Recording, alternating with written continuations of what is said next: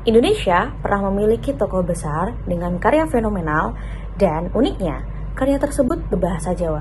Siapakah itu? Mari berkenalan dengan Kiai Haji Bisri Mustafa.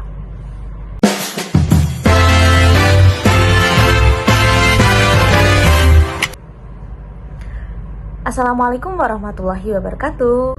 Teman-teman, pernahkah kita bertanya bagaimana ulama Nusantara Indonesia menafsirkan Al-Quran dengan bantuan hadis-hadis Nabi? Nah, salah satu contohnya dapat kita lihat dalam kitab Al-Ibris karya Kiai Haji Bisri Mustafa. Pada kesempatan kali ini, pada video ini saya akan menjelaskan secara ringkas dan lugas bagaimana Kiai Haji Bisri Mustafa menggunakan hadis dalam menafsirkan Al-Quran, serta mengapa tafsir Al-Ibris menjadi salah satu karya yang sangat fenomenal dan sangat penting dalam khazanah keilmuan di Indonesia. Nah, sebelum itu kita perlu berkenalan dulu dengan Kiai Haji Bisri Mustafa.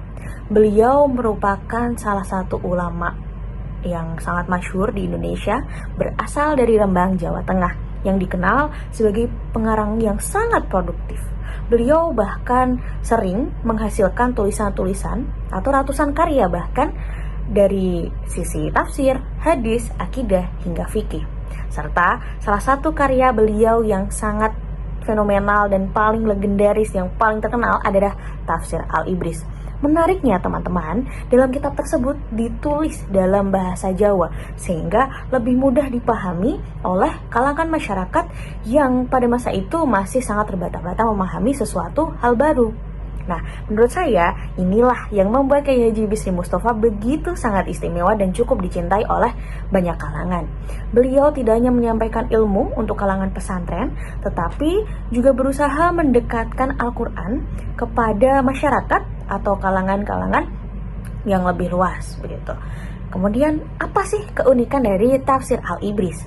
Nah, yang membuat tafsir Al-Ibris berbeda dari tafsir-tafsir lainnya adalah penggunaan bahasa Jawa dengan tulisan-tulisan Arab, teman-teman.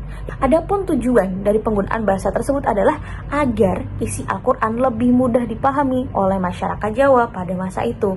Selain itu, dalam penyusunannya, Kiai Haji Bisri Mustafa juga banyak mengambil rujukan dari kitab-kitab terdahulu, seperti tafsir klasik gitu ya, seperti tafsir Jalalain, tafsir Al-Baidawi, dan bahkan tafsir Al-Hazin. Artinya, tafsir Al-Ibris bukanlah tafsir yang berdiri sendiri. Ia tersusun atau terhimpun juga dari tafsir-tafsir yang lain, sehingga menjadi dialog antara tradisi keilmuan Islam klasik dengan budaya lokal masyarakat di Indonesia. Dan itulah yang menjadi titik murni keistimewaan dari tafsir Al-Ibris yang dibawa oleh Kiai Haji Bisri Mustafa.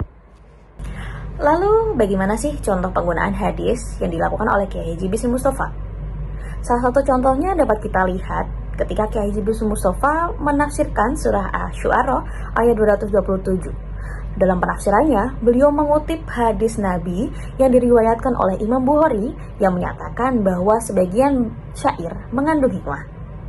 Dari hadis tersebut, beliau menjelaskan bahwa syair tidak selalu bernilai buruk jika syair mengandung kebaikan-kebaikan, tidak bertentangan dengan ajaran Islam, maka syair tersebut diperbolehkan. Namun sebaliknya, ketika syair tersebut berisi hal-hal yang bertentangan dengan syariat atau mendatangkan kemudaratan, maka sebaiknya ditinggalkan. Dari contoh ini, kita bisa melihat bahwa hadis benar-benar digunakan oleh Kiai Haji Bisri Mustafa untuk membantu menjelaskan ayat Al-Quran sebagaimana demikian, secara lebih konkret. Kemudian, relevansi tafsir Al-Ibris untuk khazanah keilmuan sekarang, menurut saya salah satu hal yang membuat tafsir Al-Ibris tetap menarik untuk terus dikaji hingga sekarang adalah kemampuannya menghubungkan tradisi keilmuan klasik dengan budaya lokal masyarakat Indonesia dengan berbagai macam keragamannya. Bahkan penggunaan bahasa Jawa ini menjadi salah satu pendekatan yang paling cerdas yang dilakukan oleh Kiai Haji Bisri Mustafa, yang mampu membuat isi Al-Quran menjadi lebih dekat dengan kehidupan masyarakat. Hal ini menunjukkan bahwa dakwah dan penyebaran ilmu tidak selalu harus menggunakan bahasa yang rumit atau akademisi, tetapi justru dapat disampaikan dengan cara yang sederhana, yang dekat dengan masyarakat agar mudah dipahami.